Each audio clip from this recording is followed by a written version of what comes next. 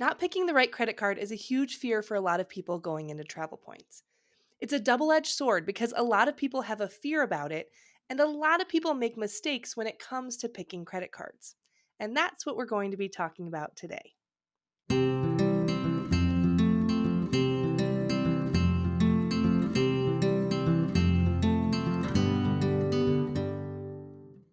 Welcome back to Points for Normal People. I'm Katie, and I'm here because I know that travel costs add up, especially for a family. But I believe that travel isn't just for the rich. And that's why on Points for Normal People, we dive into ways that you can use everyday expenses and credit card welcome offers to supercharge your points so that you can take entire family vacations or not family vacations every year paid for with points. Once you start to pay attention to travel points, you are going to start noticing credit card offers everywhere you look. Some of that is because of the way that internet advertising works. As soon as you start searching for something or even talking about something near your phone, you're going to see those advertisements popping up on your phone. You'll also start to notice this in places you may have previously ignored. It's like when you go to buy a new car and you start noticing that car everywhere on the road because you're starting to tune into it. You're going to start noticing credit card offers more and more, but it is really important that you don't open every single card that you see, even the ones that might seem to have really good bonuses. The first thing that I recommend is putting some blinders up. You're going to have to tune out the noise of credit card marketers. They are really good at doing their job. Credit cards spend a ton of money to get you to turn your head towards their offer. Because credit cards are huge money for banks, they are also huge money for airlines. Airlines sell their miles to banks when they have an agreement about a co branded credit card. So, in the case of a United credit card, it's issued by Chase, but it earns you United miles. So, every time you earn United miles from that card, Chase is paying United for those miles. There are stats that show how loyalty programs accounted for roughly 40 to 50% of airlines' market values back in 2019. In that year, United generated over $5 billion from the sale of miles. Delta sold $4 billion in airline miles to banks, which is equal to 14% of its operational revenue. So airlines want you to sign up for their card because banks pay them for those bonus miles. Banks want you to sign up for their credit card because they make a lot of money when people don't pay off their cards on time and they can charge them upwards of 20% interest. They also make money every time you swipe your card at a merchant. Everybody wants your business. So you will get mailers and see flyers and see ads to try to convince you to sign up for an offer. To make it even more confusing, how far a point can go towards a trip can vary widely depending on the loyalty program. You might see a welcome offer for 150,000 points in a magazine and think, wow, that's a great offer. I should get that one. But I can tell you right now that there are some 150,000 point offers out there that don't go nearly as far as some 60,000 point offers. It is the learning of all of this that takes time, right? I've been doing this for over a decade, and I have an internal sense about different points programs. You can't learn all of those point systems and kind of have a sense of how far those points will go instantly. In addition, many people starting off are only loosely familiar with an airline program and usually even less familiar with hotel loyalty programs. So it can be really hard to figure out which offers can go the furthest. The other thing you have to be aware of is that offers change throughout the year on the same credit card. So, to take Delta as an example, it's not uncommon to see the same Delta cards vary from a 40,000 mile welcome offer all the way up to a 90,000 mile welcome offer. Just because you see an ad for a 40,000 mile offer on a Delta card doesn't mean it's a great offer to jump on. My point here is that you can't trust the banks or the airlines to be marketing what are truly the best offers for you. You have to tune it out. So, where do I recommend starting and why? This is actually something that most creators and bloggers in the travel point space, most creators agree on. I recommend starting with the Chase Sapphire Preferred. The Chase Sapphire Preferred has an annual fee of $95, and earns a points currency that is specific to Chase called Chase Ultimate Rewards. If you listen to episode 1 of season 1, you know that I'm spending season 1 diving into Chase Ultimate Rewards. That's because Chase Ultimate Rewards is such an important and valuable rewards currency. And I want to make sure you have a really good background with it. I also really like Ultimate Rewards because there are multiple card options to earn it. And as far as flexible points currencies go, I think it's one of the easier ones to understand how to redeem points. And as I said in episode 1, it's powerful enough that you could hang out in the Ultimate Rewards ecosystem forever and keep getting good value. The points that you're going to earn on your Chase Sapphire Preferred are a flexible rewards currency. That means you can use them in a variety of ways. They're so flexible that I have several episodes later in the season to talk about the different ways that you can use them. Overall, being a flexible rewards currency is really good news. That's why I can recommend this card to everyone. Because I know there is a way that everyone I know can use these points for something that they value. Here's a broad overview. You can cash out your Chase Ultimate Rewards for straight cash back. If you have 60,000 Ultimate Rewards, you can get $600 cash back. You can use your Ultimate Rewards to book a flight, a hotel, or a car rental through Chase Travel. You can also take those 60,000 points and transfer them to some of Chase's airline and hotel partners to book flights and hotels directly with those airlines or hotels. I'll be spending episodes on each of these options so that you have a good overview and can decide how to use the points in a way that matches what you value. All that to say, those Chase Ultimate Rewards, they're really valuable and they're really flexible. They're partly so valuable because they're so flexible, so it's a win-win. Another really important reason I recommend that you start with a Chase Sapphire Preferred is that Chase has some of the most clear rules when it comes to when they will approve you for credit cards. Overall, this travel points hobby is a dance with the banks that issue cards. We are not profitable customers for them. They prefer a customer who's carrying a balance on their card so they can charge them interest. If they can't have that, they prefer a customer who is charging a lot of expenses onto the same card because at least they're earning on swipe fees. It's not profitable for a bank to have a customer sign up for a credit card, spend the bare minimum required to earn a welcome offer, and then move on. So, through the years, banks have created different rules and added terms into card applications to try to curtail gaming of the system. This is one reason why you should never open a card, earn a bonus, and then cancel right away. This is clear gaming. You should always keep your card at least a full year. It's also a reason why it can be better to downgrade a card than to just cancel it if possible. This helps keep your relationship going with a bank. More so than other banks, Chase has a clear rule on the frequency you can be opening credit cards if you want to be approved by Chase. In the Chase world, this is known as the Chase 524 rule. Now, Chase does not publish this on their website or in the card terms. This is more something that has been discerned over time with people coming up with data points. I have a full episode on building a whole strategy around the Chase 524 rule right after this.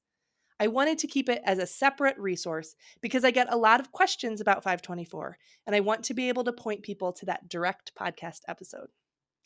It is because of the Chase 524 rule that it is best to start with Chase cards early on. I think it's actually a genius move on behalf of Chase because it forced a lot of people to turn towards them first. If you don't focus on Chase cards first, you may lock yourself out of the ability to get them later. So that's why I recommend tuning out all other noise and starting with Chase first, and specifically with the Chase Sapphire Preferred. For a card with a $95 annual fee, it has some of the best travel protections included. So right off the bat, with this card, you're helping to protect any trips that you do take. One example is benefits like baggage delay insurance. So if your bags are delayed and you paid for the taxes and fees or your airline ticket with your Chase Sapphire Preferred, you can get reimbursed for the time that you didn't have your bags so that you can go out and buy stuff that you actually need. It also has the basic benefits that I think everyone should have a card with, like extended warranty benefits. All of these things we're going to go into detail on in future episodes. I'm painting the big picture here of how this is a great all around card and how it checks all my boxes for why it's a great beginner card. And again, this is one I can pretty confidently say makes sense for anybody to open if you can meet the minimum spend.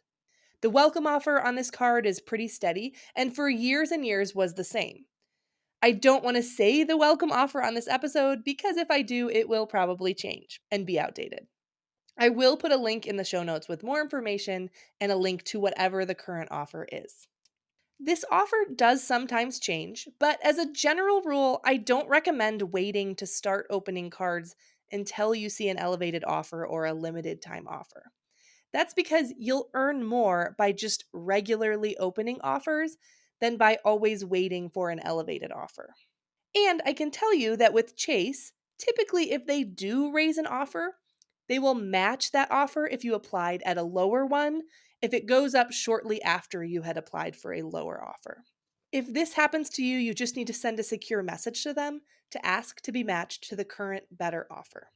Another great perk of this card is that it almost always has a referral bonus, which means that you can refer a spouse or a partner or a friend to this card and earn some points for yourself. This is accounted for as part of my 3-year plan. Even if you mostly do solo travel, you very well might find yourself talking about all the travel you're doing with points and having friends who want to sign up for a card and go on a trip with you.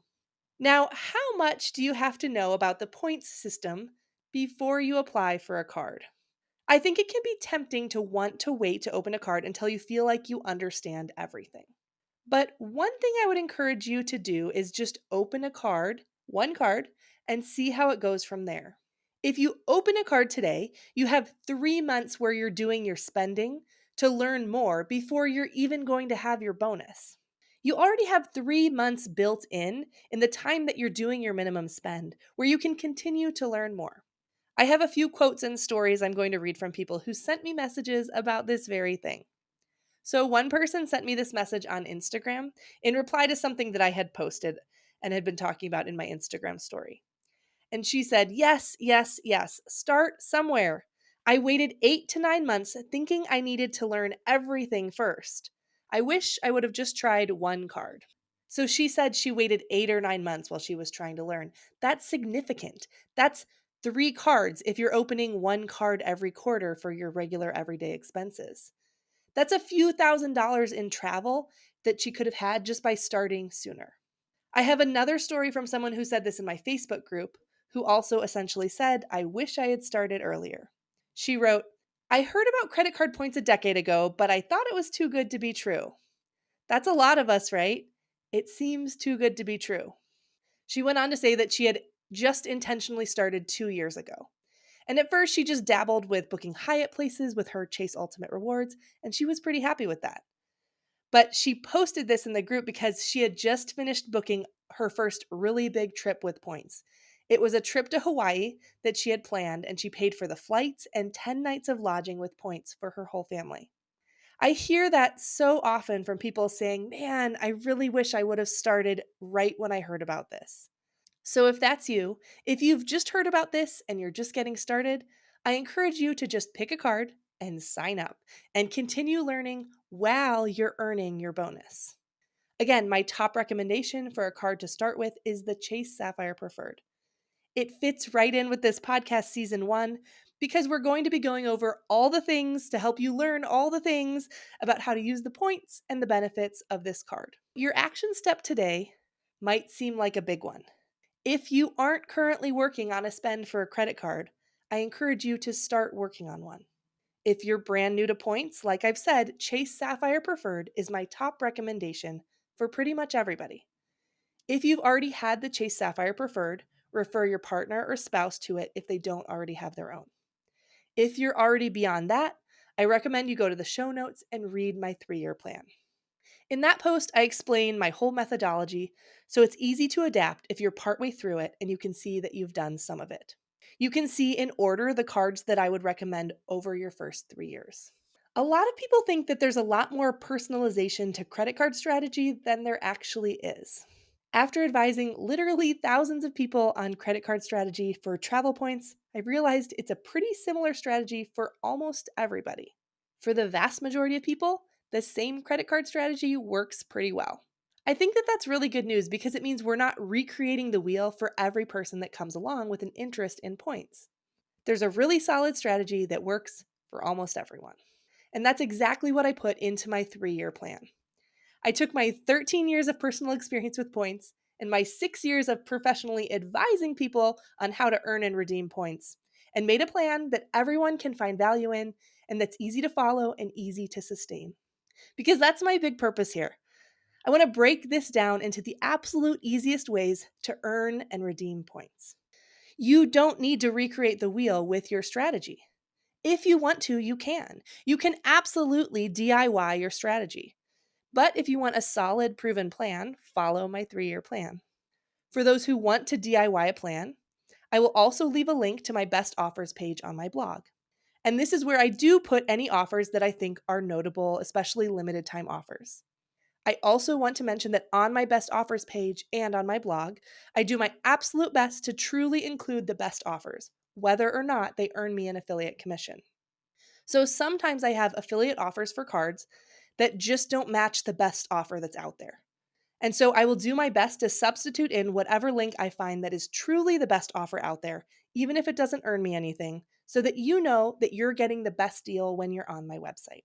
Also, on the best offers page of my blog, and throughout my blog when I have cards mentioned, I have a little section for each card on other recent offers for a card, so you can gauge the current offer versus recent historic offers. I'll also link in the show notes to a site that does this well with graphs, US Credit Card Guide, and you can use that to see what other recent offers on cards have been. Typically, I pull up that site and use their search box to find info on a card I'm looking at if it's one I'm not as familiar with. Next episode, when I go into the Chase 524 rule, I will also be giving more detailed strategy tips that you could be using to create your own strategy if that's something you want to do. I'm really looking forward to this season because I've never produced content in a way like this that really goes into a deep dive right off the bat into one rewards program. And I'm really excited for that because, like I said, Chase Ultimate Rewards is a great all around program. I'm so excited to see you leave this season with confidence. And then you can make the decision about the things that you value and how you want to use your points. Can't wait to see you next time, and let's keep unlocking these secrets of travel points together.